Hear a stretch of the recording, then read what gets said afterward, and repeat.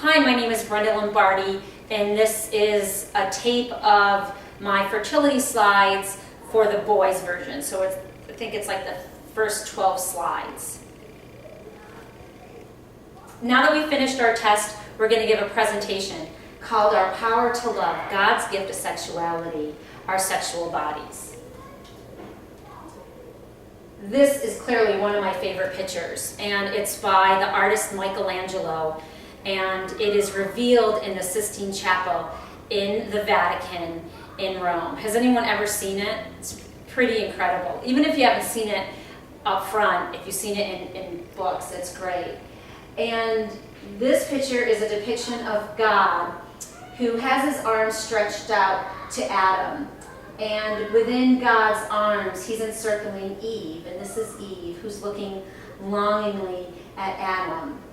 And whether this depiction of creation happened just this way really isn't important for our discussion today. But what is important is how God commanded Adam and Eve to leave and cleave and become one and be fruitful and multiply, to fill the earth and subdue it. God's plan for sex is about love and life within marriage. And this is a great picture that shares that. Now the church asks each and every one of us to discover ourselves, to come to know our bodies and to know our sexual powers. Now think about it. Knowledge of our sexual powers should lead to respect of ourselves and to others. Every young man should see each woman that he meets as a wonderful creature of God, made for her own sake and deserving to be loved in the image of God. And every young woman should see each man she meets as a wonderful creature of God, made for his own sake and deserving to be loved in the image of God. That beautiful quote that we often hear from John Paul II in Theology of the Body, that you are made in the image and likeness of God. Beautiful. So most young people have become aware of their sexual powers when very obvious body changes occur.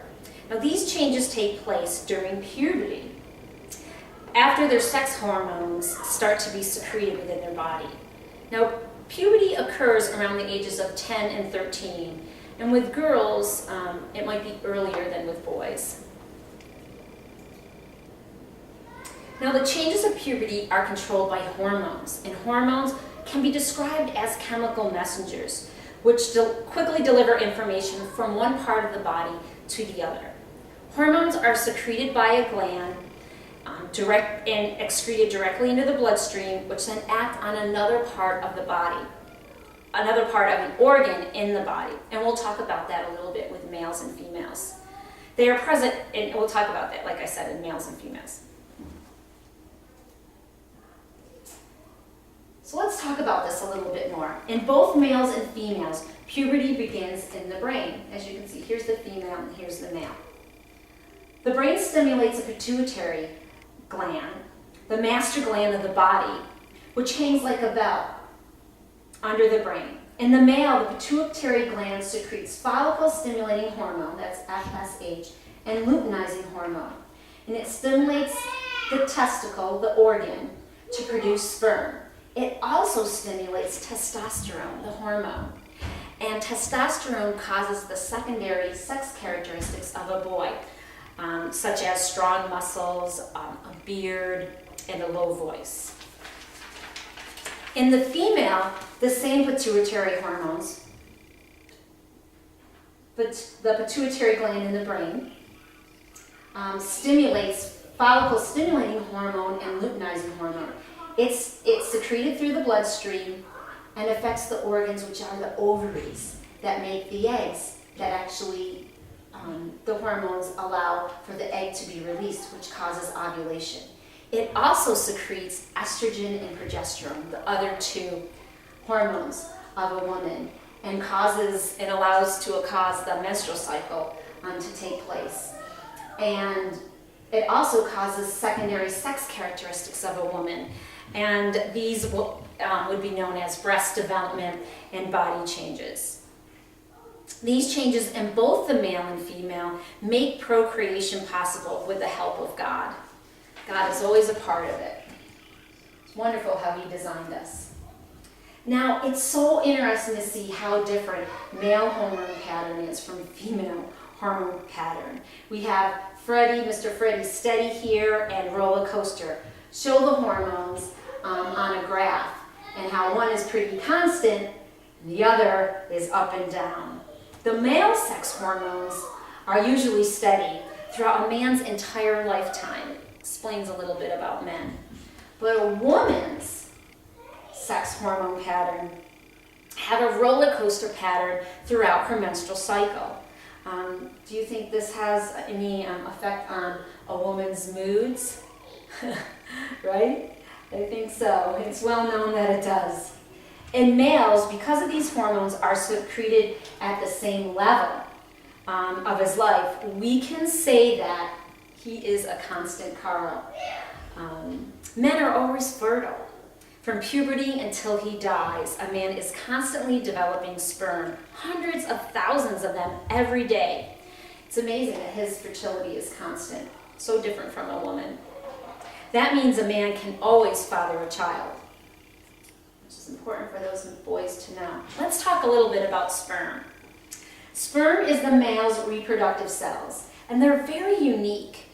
They are the smallest cells in his body, and they're the only ones that have 23 chromosomes. All the rest of his cells have 46 chromosomes. All the genetic material is in the head of the sperm. And of course, this is the father's contribution to new life. And the tail of the sperm is used to help the sperm travel.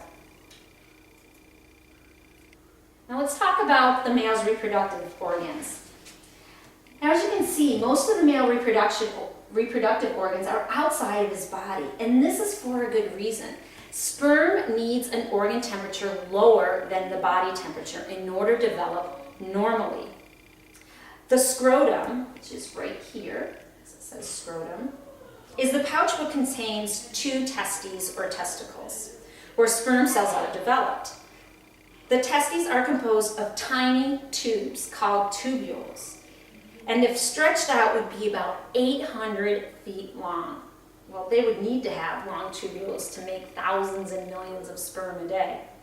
It's amazing. And mature sperm are stored in the epididymis, right here. The sperm are released from the male's body, and they're stored here until they're released from the man's body. And the sperm that is released from the male's body is through a tube called the vas deferens, which is right here. It's this tube right here, from the epididymis up to the vas deferens. It takes about 10 weeks for sperm to develop and mature. And seminal fluid, which protects and transports the sperm, is added from the seminal vesicles, which is right here, and the prostate gland and the Copler's gland, which is right here. Sperm plus seminal fluid is called semen. Both urine and semen leave the body through the urethra, which is right here. Here's the urethra. And there's a special valve between the prostate gland and the bladder. Here's the bladder. Here's the prostate gland. That closes so that urine does not enter the urethra when semen is ejaculated. Now, each ejaculation of semen contains over 500 million sperm. It's a lot. And the penis, which is made of spongy tissue, upon sexual stimulation, the penis widens, lengthens, and hardens as it becomes filled with blood. This is called an erection, and the erect penis is placed in a woman's vagina in an act of intercourse. So there you have it. Now, sex drive. We couldn't talk about men unless we talked about sex drive, right? Women have it too. But when a young man becomes sexually mature, he experiences a basic instinctive drive, referred to as sex drive. The hormone testosterone is responsible for much of the male's feelings and desires to pursue a female. Remember, that was the hormone that was released from the testicles when it was stimulated. Sex drive is often looked upon negatively as a sign of male aggressiveness. In fact, the very word sex drive usually conjure up an image of like a speeding car going down a road with reckless abandon and a need for self-control. But sex drive is a part of God's design, and I can recall John Paul II in many of his writings in Theology of the Body talking about sexual drive and how important that is. It is responsible in part for the man's desire to go out of himself and complete himself in a way that he can help a man avoid selfishness and aggression, which goes along with self-drive, that image. Now, when a young man understands the role of his hormones, he can appreciate his body and his sexual powers and strive for self-mastery and with a full integration of his mind, body, and heart. That's what we really long for and why we're here today to talk about this. Now, learning to live with full force of his sexual desires and drive, with sexual respect, with reverence and restraint, it is to develop that virtue of chastity that we've been talking a lot about and will continue to talk about throughout Real Love and Real Life. And the dignity of the gift of oneself, one's sexual body. So understanding all of that will help a man live out his virtue of chastity. And now I'm going to pass it to Erin, who will talk about how women are different than men.